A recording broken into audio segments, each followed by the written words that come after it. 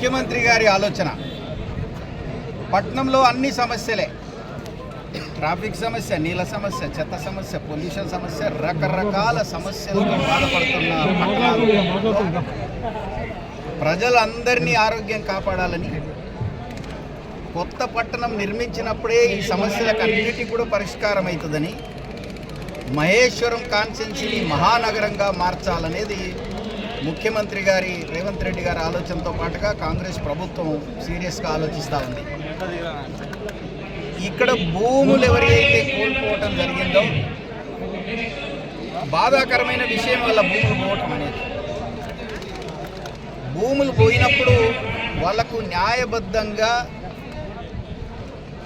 Compensation రావాలని, ఆ compensation డబ్బులు తీసుకొని ఊరు బయట పోయి దానికి భూమి కొంటే మంచి ఉంటుంది అనేది ప్రభుత్వ ఆలోచన.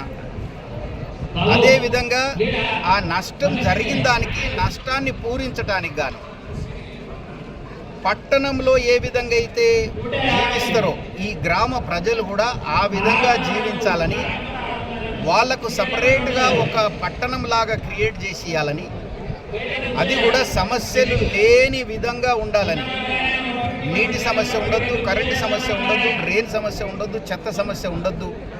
తర్వాత వాళ్ళకు పిల్లలకు చదువుకు స్కూళ్ళు, ఆరోగ్యం కొరకు హాస్పిటలు, తర్వాత వీళ్ళందరికీ ఉద్యోగాలు రావాలంటే మంచి చదువు ఇవ్వాలి, తర్వాత మంచి ట్రైనింగ్ ఇవ్వాలి. ఈ భూములు పోయిన వాళ్ళ పిల్లలకందరికీ కూడా ఇక్కడనే ఉద్యోగాలు ఇవ్వాలి. అప్పుడే వీళ్ళకి నష్టపరిహారాన్ని మనం పూరించినట్లు లెక్క.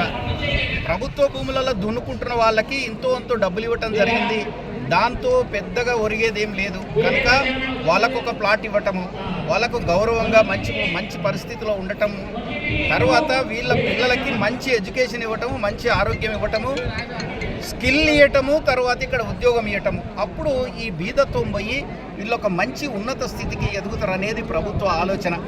అందుకే ఇక్కడ ఉన్న ప్రజలకు అందరికీ నేను తెలియజేస్తున్నాను, ఇది మహానగరం కానుంది, ఇది ₹1,00,000 గజం దాకా రేటు పలకనుంది. మీరు ఈ బ్రోకర్లో, చోటా మోటా లీడర్లో మీరు చిన్న డబ్బులకు ఆశపడి దయచేసి ప్లాట్లు అమ్మకండి. మీరు ఒక 3-4 ప్లాట్లు వస్తే ఒక ప్లాట్లో ఇల్లు కట్టుకోండి.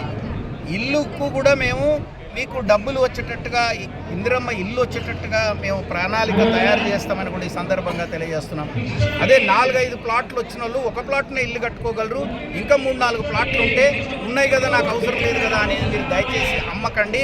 ఇది ఒక 1-2 సంవత్సరాల లోపలనే ఇది ఒక పెద్ద విప్లవం లాగా ఇక్కడ వచ్చే ఛాన్స్ ఉంది కనుక అప్పటిదాకా కొంచెం కష్టపడైనా సరే ఈ ప్లాట్లు అమ్మకుండా జాగ్రత్తగా ఉంచుకోండి. మీకు మళ్ళీ ఇది ₹1,00,000 గజం అయినప్పుడు మీకు 40-50 లక్షల రూపాయలు వస్తే అప్పుడు ఒక ప్లాట్ అమ్మి మీ భూమి ఎంత పోయిందో గంత ఊరు బయట పోయి తక్కువ ఉన్న దగ్గర మీరు భూమి కొనుక్కుంటే మళ్ళీ ఎట్లుండేనో భూమి ఉంటుందని కూడా ఈ సందర్భంగా నేను తెలియజేస్తున్నాను.